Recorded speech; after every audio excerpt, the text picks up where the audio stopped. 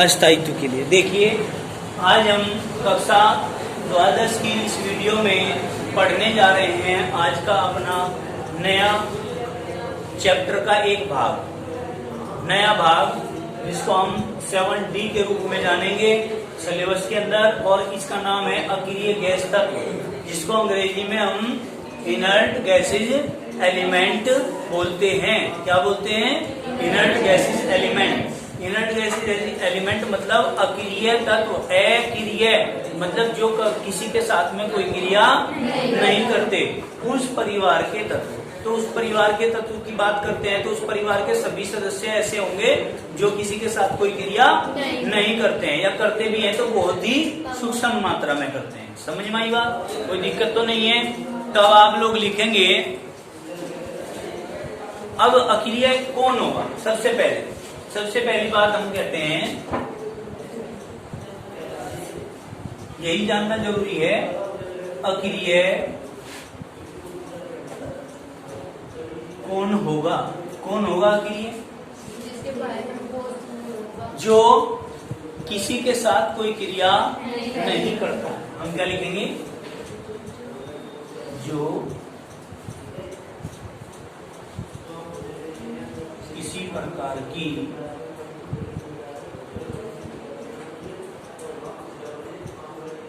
अभिक्रिया नहीं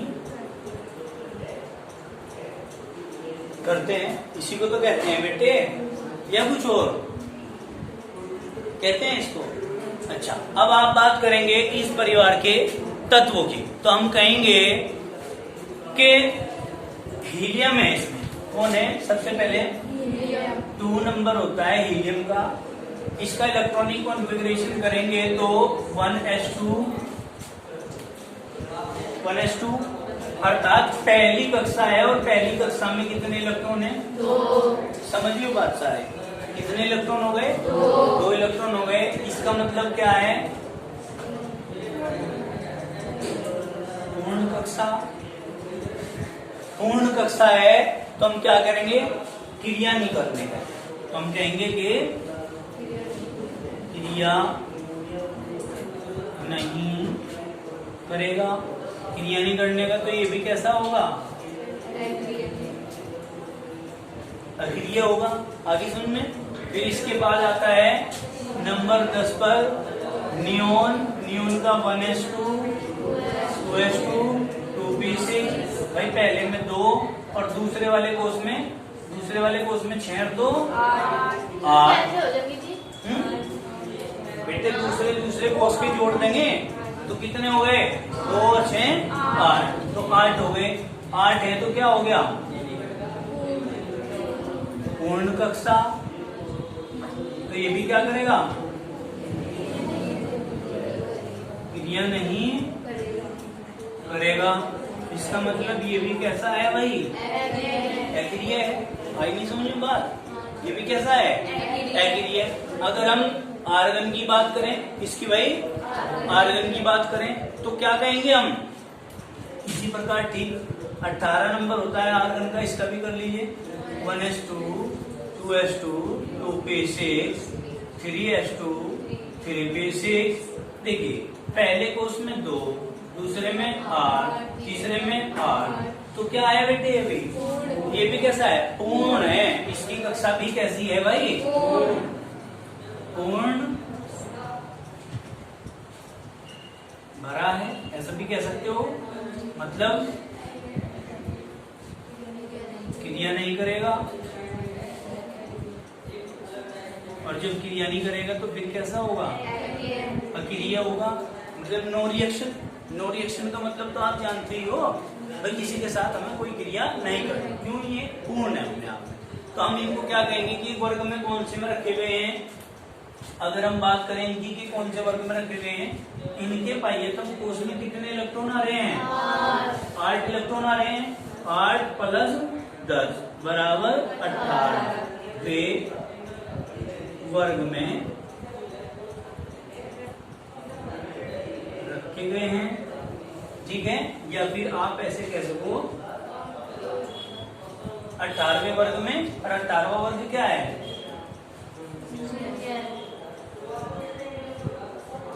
आप इसको शून्य वर्ग भी बोल सकते हैं। बताइए इतनी बात समझ में आई क्या? इसको उतारिए पहले जल्दी से।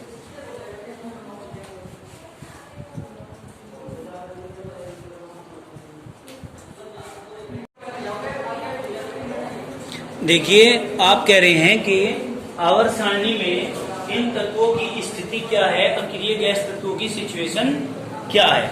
इन्होंने आवर्त सारणी के अंदर अक्रिय गैस तत्वों ने क्या सम्मान कमाया है, क्या स्थान कमाया है, उसकी बात करेंगे। क्योंकि पहले जब आवर्त सारणी बनी थी उस आवर्त सारणी में अक्रिय गैस तत्वों को स्थान भी नहीं दिया गया था। इनकी इतनी बेइज्जती करी गई थी, ठीक है ना। इनको क्या नहीं दिया गया था भाई? स्थान आवर्त सारणी में दिया नहीं गया था। फिर बाद में जो है संशोधन किए गए और संशोधित करते करते करते करते एक सारणी बनी जो अब हम पढ़ रहे हैं, जिसको हम आधुनिक आवर्त सारणी के नाम से भी जानते हैं। और इसमें अक्रिय गैस तत्वों को राइट हैंड साइड में सबसे पहली तरफ यानी कि दाईं ओर रखा गया है, ठीक है। तो लिखिए आप लोग, उस नई लाइन से लिखेंगे अब आप। उत्कृष्ट या अक्रिय गैसों को दीर्घाकार आवर्त सारणी में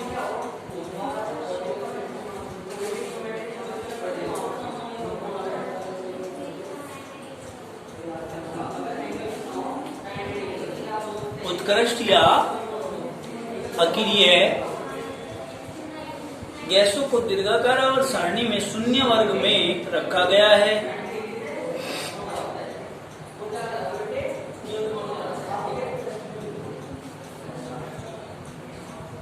शून्य वर्ग में रखा गया है। शून्य वर्ग में निम्न 7 तत्व स्थित हैं।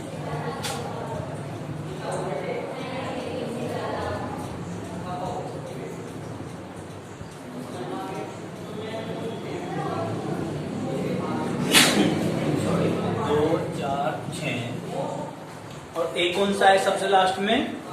UUO, रेडोन के बाद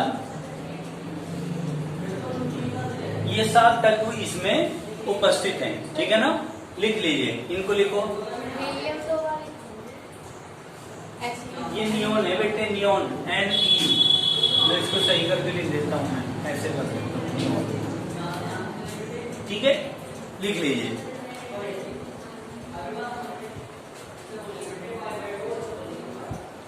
ये सभी गैस तत्व स्थित हैं। इसको लिखने के बाद लिखना, ये सभी गैस तत्व स्थित हैं। हीलियम को छोड़कर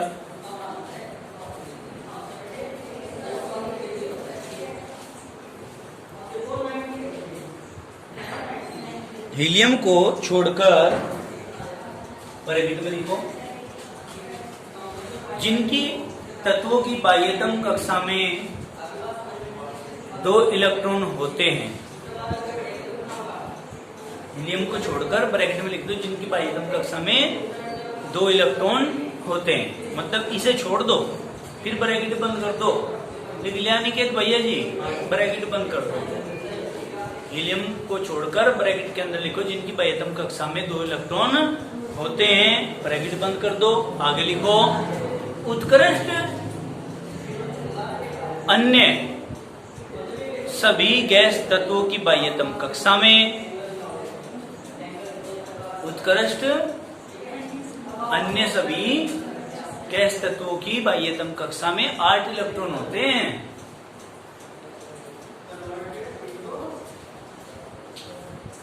आठ इलेक्ट्रॉन होते हैं। इस अस्थायी विन्यास के कारण ही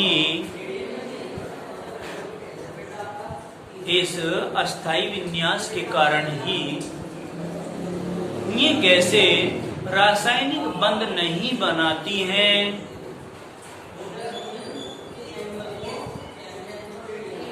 ये गैसें रासायनिक बंध नहीं बनाती हैं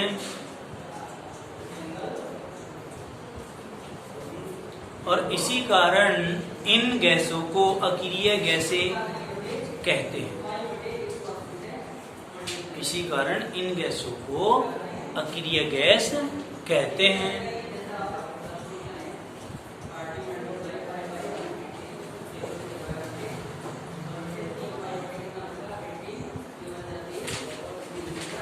नेक्स्ट लाइन से लिखेंगे, रेडॉन को छोड़कर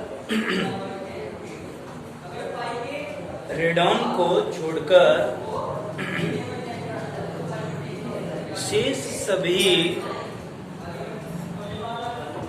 गैसें वायुमंडल में पाई जाती हैं। रेडॉन को छोड़कर शेष सभी गैसें कहाँ पाई जाती हैं? वायुमंडल में पाई जाती हैं, परंतु वायुमंडल में अक्रिय गैसों की मात्रा बहुत ही कम। वायुमंडल में अक्रिय गैसों की मात्रा बहुत ही कम, ब्रैकेट के अंदर लिख दो 1%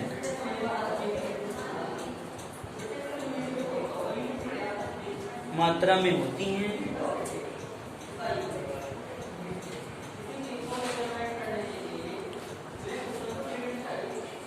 नई लाइन से लिखेंगे, इसीलिए इन गैसों को दुर्बल गैसें भी कहते हैं। दुर्बल गैसें भी कहते हैं।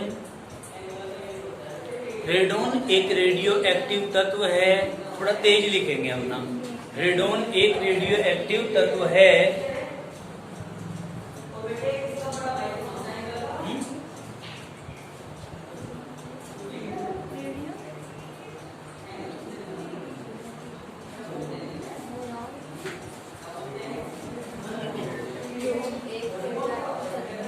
आगे लिखिए, उत्कृष्ट गैसें ब्रैकेट के अंदर लिख दो किसको छोड़कर, फिर वही बात आएगी हीलियम को छोड़कर। उत्कृष्ट गैसें ब्रैकेट में लिख दो हीलियम को छोड़कर। के परमाणु में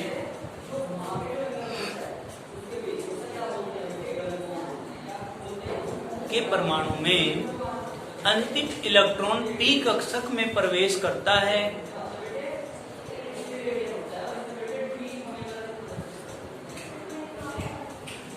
अंतिम इलेक्ट्रॉन p कक्षक में प्रवेश करता है।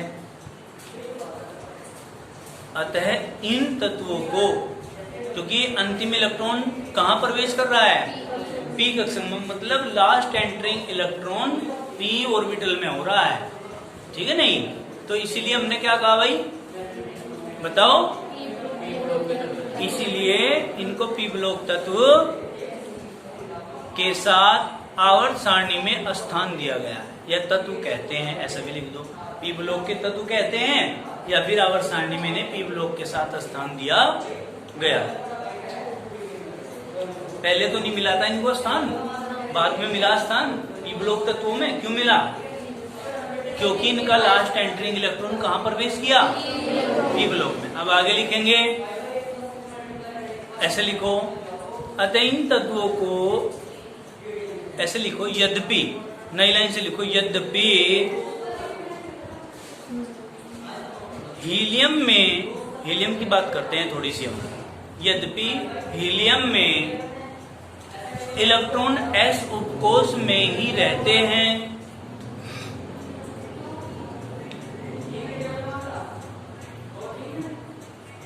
s उपकोष में ही रहते हैं, किंतु इसके इलेक्ट्रॉनिक विन्यास पूर्ण होने तथा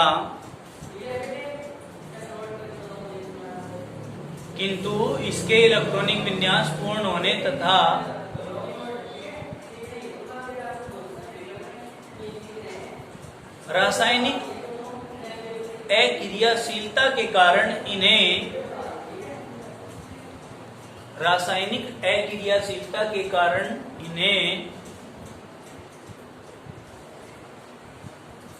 पी ब्लॉक तत्वों के साथ ही रखा जाता है।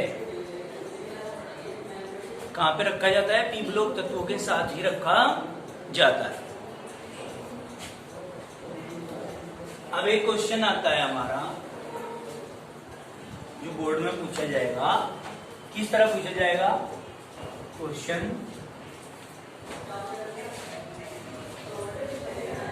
कि इलेक्ट्रॉनिक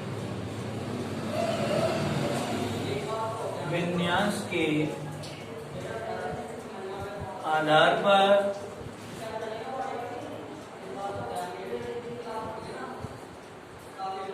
अक्रिय गैस तत्वों की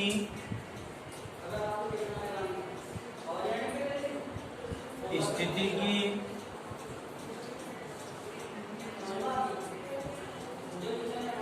विवेचना कीजिए।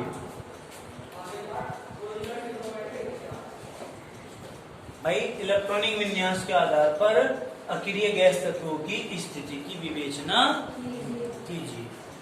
ठीक है, कोई दिक्कत तो नहीं है। तो स्थिति की विवेचना कैसे करेंगे, ये क्वेश्चन बन गया। अब हम इस क्वेश्चन के आधार पर आगे बढ़ेंगे। लिखिए, दीर्घाकार आवर्त सारणी में उत्कृष्ट गैसों को दाईं ओर वर्ग 18 में रखा गया है।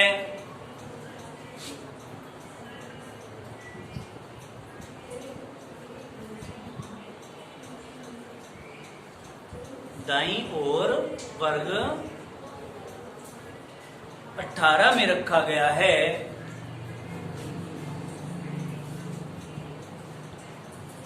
इन सभी तत्वों के गुणों में समानता होने के कारण ही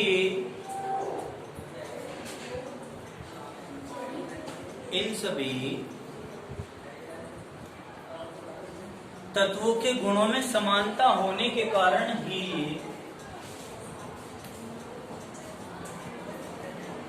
इनको एक साथ रखा गया है।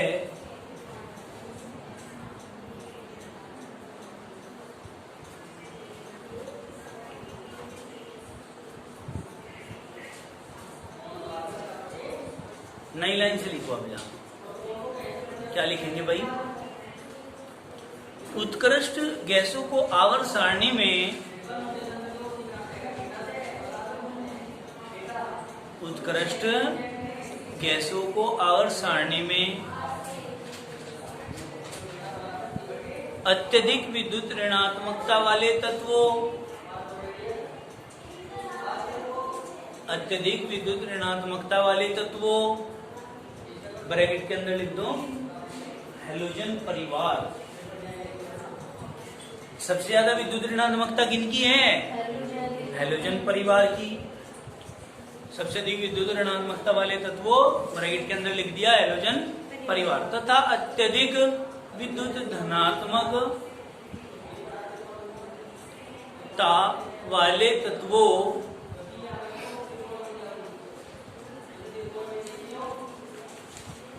अत्यधिक विद्युत धनात्मकता वाले तत्वों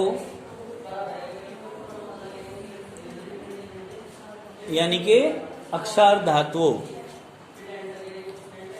के बीच में स्थान दिया गया है। देखिए, आप लोग क्या कहेंगे, एक टेबल बनाएंगे। यहाँ क्या बनाएंगे, टेबल।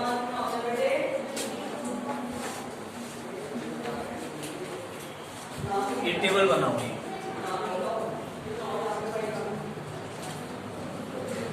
इस टेबल में 3 पार्टीशन कर लेंगे और 3 पार्टीशन करके सबसे पहले में लिखेंगे हैलोजन 8A। क्या भाई,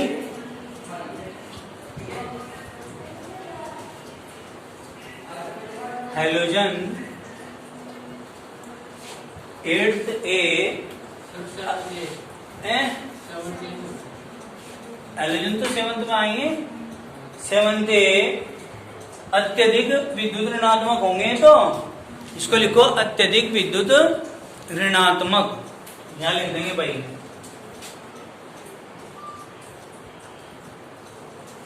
अत्यधिक विद्युत ऋणात्मक। ठीक है, कोई दिक्कत है क्या? फिर क्या आएगा, अक्रिय तत्व। फिर क्या आएगा,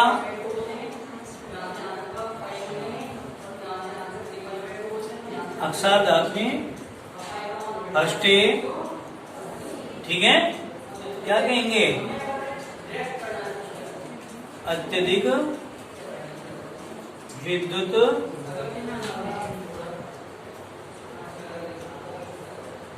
धनात्मक तत्व, यही तो कहेंगे। अब देखिए यहाँ एक छोटा सा कॉलम आप बना लीजिए जिसको आप कहोगे आ, व और ते, आवर्त। क्या कहेंगे? आवर्त। यानी कि हमें ये बताना कि कौन सा तत्व किस आवर्त में उपस्थित है। इस बात का भी हम यहाँ पे व्याख्यान साथ के साथ करेंगे। क्लियर होगी बात? चलिए भाई देखिए अब ध्यान से।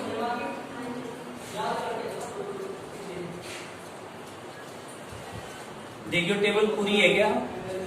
हाँ जी। यहाँ तक कोई दिक्कत तो नहीं है? तो देखो सबसे पहले हम कहते हैं आवर्त की बात करते हैं। आवर्त नंबर 1। आवर्त नंबर 1 में अत्यधिक विद्युत ऋणात्मकता वाला कोई तत्व मौजूद नहीं है। 1 में नहीं है कोई भी। और अक्रिय तत्व की अगर हम बात करें तो अक्रिय तत्व इसमें है। कौन सा है? हीलियम। और अक्षार धातु भी है। आवर्त 1 में कौन सा है? हाइड्रोजन। क्लियर होगी बात? अब बात करते हैं किसकी? दूसरे आवर्त की। दूसरे आवर्त से आपका हाइड्रोजन शुरू होता है जिसका नाम है फ्लोरीन। तीसरा, चौथा, पांचवा, छठा और सातवां। तो क्या कहेंगे? फूल खिले बाहर आई आंटी। फूल से एफ बन गया, खिले से सीएल, बाहर आई क्या? आंटी। और इसका क्या आ जाएगा? यू बताओ। एस UUS ये आ गया। इसका तो ये कोड होगा। अब दूसरे आवर्त में अगर हम अक्रिय तत्वों की बात करें तो हरभजन, नेहरा और कौन? अगर कर, जीरो रन और UU देखो UUO। और यहाँ पर फर्स्ट आवर्त से शुरू होता है क्या? हाइड्रोजन। फिर क्या? Lithium, sodium, potassium, rubidium, caesium, francium. और नीचे सबसे नीचे खत्म नहीं होगा। तो हमने क्या कह दिया इसको? इसका कोड क्या बनेगा? हेलन कब्र से फरार। हेलेन, हेलन के ब्रे, कब्र से फरार। हेलन कब्र से फरार। तो क्या है? ये अक्षार धातु, ये हाइड्रोजन तत्व, इनके बीच में कौन? अक्रिय तत्वों को स्थान दिया गया है। ये बात हमने यहाँ समझाई है। मतलब 7th A और 1st A के बीच में जीरो आ रहा है। जीरो ग्रुप क्या? शून्य वर्ग आ रहा है। क्लियर होगी बात? अब इसका लिखेंगे हम, हेडिंग डालिए इलेक्ट्रॉनिक विन्यास। इसको पहले उतारो, टेबल को उतार लिया, ये उतार लो पहले इसको। देखिए अब हम आगे बढ़ते हैं इसी श्रेणी में जिसमें हम पढ़ने जा रहे हैं इलेक्ट्रॉनिक विन्यास। इलेक्ट्रॉनिक विन्यास किन का पढ़ने जा रहे हैं? अक्रिय गैस तत्वों का। किसका भाई? अक्रिय गैस तत्वों का इलेक्ट्रॉनिक विन्यास हम पढ़ने जा रहे हैं। अब इसमें हमने ध्यान से देखना है कि कैसे हम इसको करेंगे। तो हम कहेंगे कि हीलियम को छोड़कर अक्रिय गैसों का इलेक्ट्रॉनिक विन्यास, जो जनरल इलेक्ट्रॉनिक कॉन्फ़िगरेशन आता है, इनका क्या आता है? जनरल इलेक्ट्रॉनिक कॉन्फ़िगरेशन जो आता है किसका? अक्रिय गैसों का, वो NH2NP6 होता है। क्या होता है ये? जनरल इलेक्ट्रॉनिक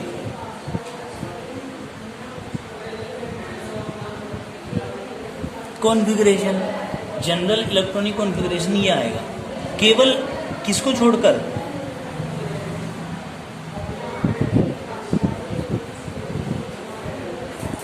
हीलियम को छोड़कर। क्यों? क्योंकि हीलियम जो होता है, हीलियम का 1s2 होता है केवल, अर्थात इसके बाह्यतम कोश में केवल 2 इलेक्ट्रॉन उपस्थित होते हैं। कितने इलेक्ट्रॉन उपस्थित होते हैं? 2 इलेक्ट्रॉन उपस्थित होते हैं। क्लियर होगी बात?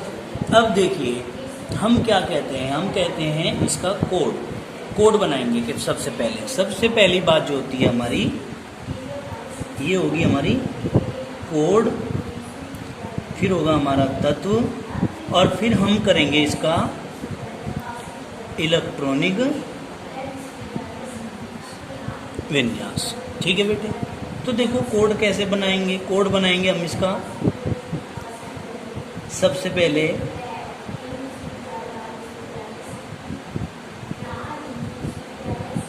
हरभजन मतलब He, फिर बनाएंगे हम इसका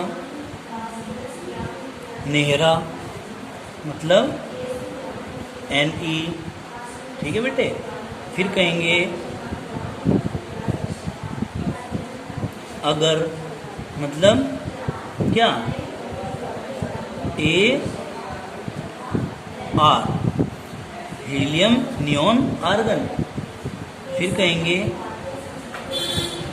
कर मतलब Kr मतलब क्रिप्टॉन। ठीक है? फिर कहेंगे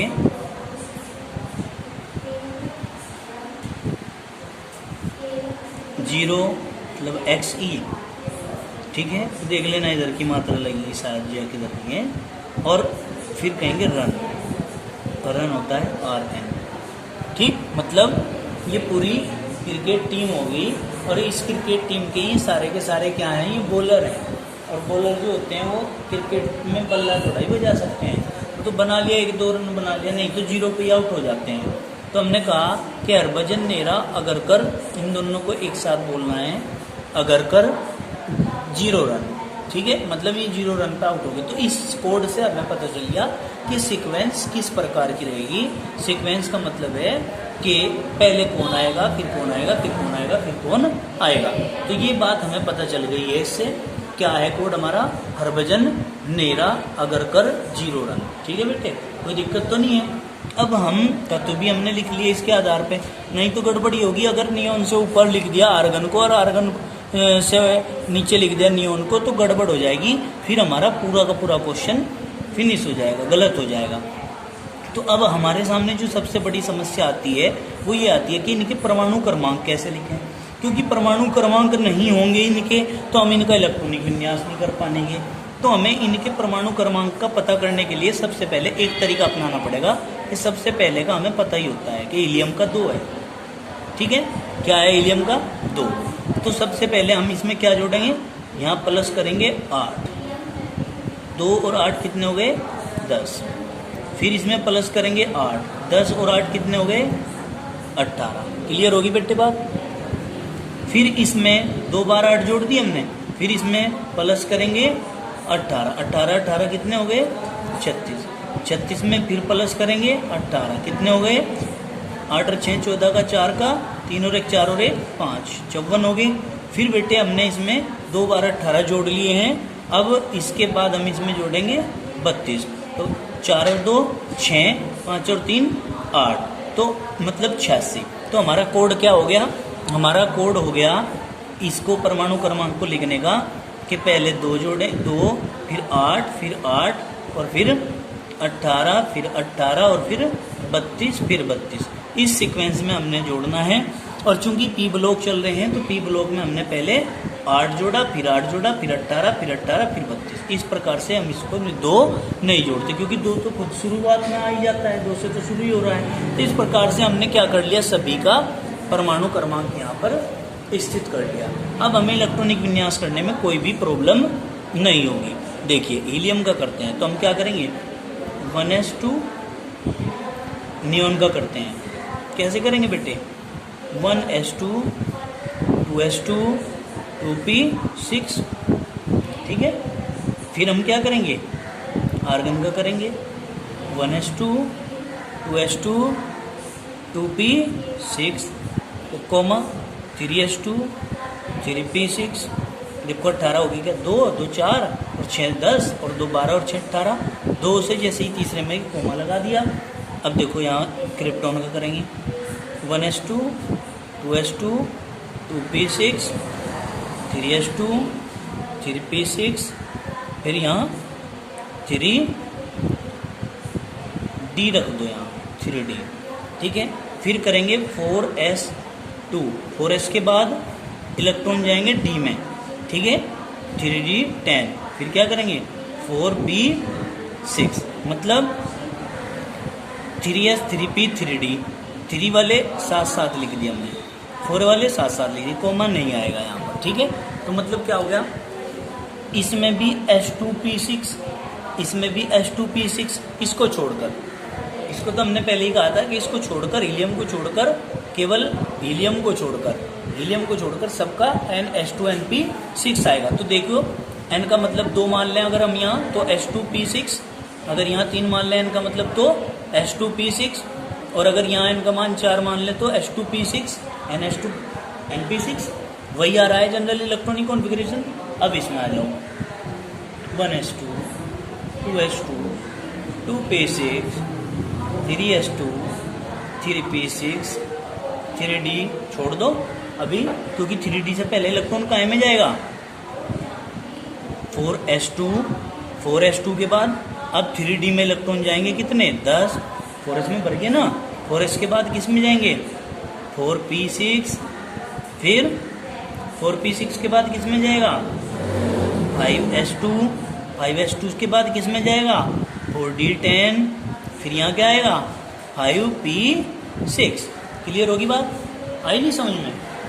यानी कि इस तरह हम इलेक्ट्रॉनिक विन्यास करते हैं, 2 और 2 4 और 6 10, 2 12 6 18 10 28, 2 30 और 6 36 और 10 40, 40 और 2 48 और 6 54, पूरे हो गए। अब इसके बाद हम आते हैं इस पर रेडॉन पर। तो बेटे इसका क्या करेंगे, रेडॉन का करेंगे 1s2, ये तो आप समझ गए होंगे, पहले वाला 2p में आया था, तो बाद वाला 3p में आएगा, उसके बाद वाला 4p में आया, उसके बाद वाला 5p में आया, अब जो आएगा वो 6p में आएगा, सीधी सी बात है। अब इलेक्ट्रॉनिक विन्यास कर रहे 1s2 2s2 2p6 3s2 3p6, 3p के बाद 4s2 4s के बाद 3d10, फिर 4p6 और 4d में अभी जाते नहीं, पहले 5s2 के बाद 4d10। क्लियर होगी बात। फिर 5p6 और 5p6 के बाद किस में जाएगा, 5p6 के बाद बेटे 4f आएगा यहाँ पर, 4f 14, और 5p के बाद यहाँ आएगा क्या 5p के बाद यहाँ पर आएगा 6s2 और 6p6। पहले हम जोड़ के देखेंगे यहाँ पर d लगाएं कि नहीं लगाएं। अगर हमारे पूरे हो जाते हैं तो ठीक है, नहीं लगाएं, अगर पूरे नहीं होते फिर लगाना पड़ेगा। देखो 2 4 6 10 और 2 12 और 6 18, 10 28 और 2 30 और 6 36 और 10 40, 40 और 4 50 और 10 60 और 2 62, 62 और 6 68, 62 और 6 68, 68 और 2 70, 70 और 6 76, 10 की कमी रहेगी। तो हम क्या करेंगे 5d10 हो गए 86। तो हमारा क्या आया लास्ट में, यहाँ पे भी H2P6 आया। तो इस प्रकार से जनरल इलेक्ट्रॉनिक कॉन्फ़िगरेशन, जिसको हम क्या कहते हैं हिंदी में कहते हैं सामान्य इलेक्ट्रॉनिक विन्यास, वो क्या आता है NH2NP6 आता है। क्लियर होगी बात, कोई दिक्कत तो नहीं है। इस तरह आप किसी का भी इलेक्ट्रॉनिक विन्यास अकेली गैस तत्वों में कर सकते हो। देखिए शुरू से दिखा देते हैं इस बात को, ध्यान से देख लीजिए। कोड भी बताए गए, तत्व भी बताए गए, इलेक्ट्रॉनिक विन्यास भी बताए गए, एक एक का इलेक्ट्रॉनिक विन्यास समझाया गया है। आप लोग इसको अच्छे प्रकार से अपनी कॉपी में कार्य को करते चलेंगे। ठीक है जी। लास्ट तक हमने इलेक्ट्रॉनिक विन्यास कर दिया और हम निष्कर्ष पर पहुंचे कि सामान्य इलेक्ट्रॉनिक विन्यास NH2 NP6 है। तो हम क्या कहेंगे कि लास्ट एंटरिंग इलेक्ट्रॉन जो है वो p ऑर्बिटल में कर रहा है। किस में कर रहा है? लास्ट का इलेक्ट्रॉन एंटर p कोश में कर रहा है। लास्ट का इलेक्ट्रॉन एंटर कहाँ कर रहा है? p कोश में। तो इसलिए हमने क्या कह दिया इनको? सो वी कैन से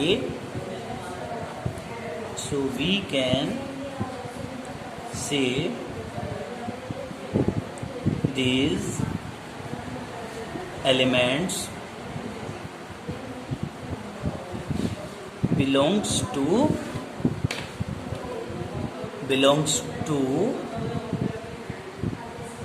P ब्लॉक।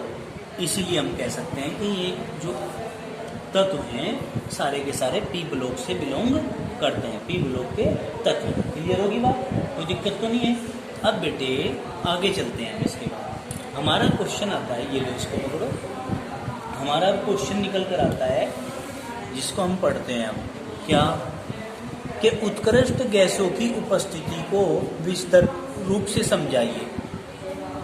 अगर ये गैसें इस वायुमंडल में किस प्रकार से फैली हुई हैं उनको बताना है। तो हम बताएंगे क्या? देखो, उत्कृष्ट गैसों की उपस्थिति को विस्तृत रूप से समझाइए। उत्कृष्ट गैसें रासायनिक बंध नहीं बनाती, किसी के साथ कोई बॉन्ड नहीं बनाती। क्यों नहीं बनाती? क्योंकि इनके सभी अपने कोश भरे होते हैं, पूर्ण भरे होते हैं। इसी कारण ये संयुक्त अवस्था में नहीं पाई जाती है। जब किसी के साथ कोई बॉन्ड नहीं बनाने की तो संयुक्त अवस्था में नहीं पाई जाने की। प्रकृति में ये स्वतंत्र अवस्था में पाई जाती हैं। इनके प्रमुख स्रोत भी निम्नलिखित हैं। नंबर 1, वायुमंडल। वायुमंडल में कैसे? रेडॉन को छोड़कर, रेडान होता है क्या? रेडान होता है। रेडान को छोड़कर बाकी सभी उत्कृष्ट गैसें वायुमंडल में पाई जाती हैं। और वायुमंडल में इनकी जो प्रतिशत मात्रा है वो बहुत ही कम है, यानी कि 1% होती है आयतन के अनुसार। सभी गैसों के आयतन के अनुसार 1% होती है। वायु में उपस्थित गैसों का, जो वायु में उपस्थित होती हैं गैसें, उनका आयतन प्रतिशत इस प्रकार है। किस प्रकार है? नाइट्रोजन 78% है, ऑक्सीजन 21% है और उत्कृष्ट गैसें 1% है। भाई नाइट्रोजन इतना, ऑक्सीजन इतना और अकेले जो हम पढ़ रहे हैं उत्कृष्ट गैसें वो 1% होती है। क्लियर होगी? अब बात करते हैं खनिज की। खनिज के रूप में किस प्रकार से ये पाया जाता है? देखो ध्यान से समझो। हीलियम ठोस विलयन के रूप में यूरेनियम तथा थोरियम के खनिज में पाई जाती है। जो हीलियम होती है वो ठोस विलयन के रूप में यूरेनियम तथा थोरियम के खनिजों में पाई जाती है। ठीक है। फिर कहेंगे हीलियम का मुख्य स्रोत क्या? हीलियम का मुख्य स्रोत मोनोजाइट सैंड है। क्या है? मोनोजाइट सैंड है। मोनोजाइट सैंड को निर्वात में 1273 केल्विन पर गर्म करके हीलियम गैस को प्राप्त किया जाता है। किसको प्राप्त किया जाता है बेटे? हीलियम गैस को प्राप्त किया जाता है। फिर हम कहेंगे झरनों का जल, खनिजों से भी पता चल गया। और झरनों के जल से क्या पता चलता है? देखो, हीलियम, आर्गन तथा नियान बहुत कम मात्रा में लवणीय जल में घुली होती है। जो झरनों का जल होता है उसके अंदर हीलियम, आर्गन और नियोन तो बहुत ही कम घुली हुई होती हैं। प्राकृतिक गैसों में हीलियम जो है 1 से 7% तक पाई जाती है। कहाँ से कहाँ तक? 1 से 7% तक पाई जाती है। इसके बाद बात करते हैं रेडियो एक्टिव विघटन की। रेडियो एक्टिव विघटन का मतलब क्या है कि ये रेडियो एक्टिव तत्व है, इसके अंदर रेडोन, ये अपने आप विघटित होता रहता है, टूटता रहता है और रेडोन में बदलता रहता है। रेडियम रेडोन में बदलता रहता है। देखो कैसे। रेडियम के रेडियो एक्टिव विघटन से 2 अकीरीय गैस तत्व बनते हैं। कौन कौन से? 88 रेडियम 226 है। अगर अल्फा कण का उत्सर्जन इसके ऊपर से करा दिया जाए तो परमाणु क्रमांक में 2 इकाई की कमी, मतलब 88 से 86 हो जाएगा तथा परमाणु भार में 4 इकाई की कमी आ जाती है, 226 से 222 हो जाएगा। प्लस ये जो कमी हुई है कहाँ निकलेंगी? 2 और 4। 2 अगर 4 लिखेंगे तो ये 2 किसका नंबर होता है? हीलियम का, तो 2He4 आ जाएगा। तो ये भी अक्रिय, ये भी अक्रिय, तो दोनों कैसे तत्व प्राप्त हुए? अक्रिय तत्व हमें प्राप्त हो जाते हैं। अब देखो, उत्कृष्ट गैसों के खोजकर्ता व उनके स्रोत बताइए। भाई ये भी क्वेश्चन आपका आता है, उत्कृष्ट गैसों के खोजकर्ताओं के नाम बताओ और उनके स्रोत भी बताओ। देखो, अक्रिय गैस तत्व, खोजकर्ता और स्रोत। खोज का स्रोत कहाँ से प्राप्त होते हैं? हीलियम जो है वो फ्रैंकलैंड तथा लोकियर ने खोज करी थी सौर तंत्र तथा रेडियो एक्टिव खनिज से। किससे? सौर तंत्र तथा रेडियो एक्टिव खनिज से। नियोन की खोज विलियम रैमसे ने करी थी वायुमंडल से। आर्गन की खोज रेले ने की थी वायुमंडल से। क्रिप्टोन की खोज विलियम रैमसे ने करी थी वायुमंडल से। जिनोन की खोज भी विलियम रैमसे ने की वायुमंडल से। रेडोन की खोज डार्न नामक वैज्ञानिक ने की थी रेडियो एक्टिव विघटन करके, जो कि रेडियो एक्टिव विघटन ये यहाँ पर दिखाया गया है। समझ में आई बात? कोई दिक्कत तो नहीं है।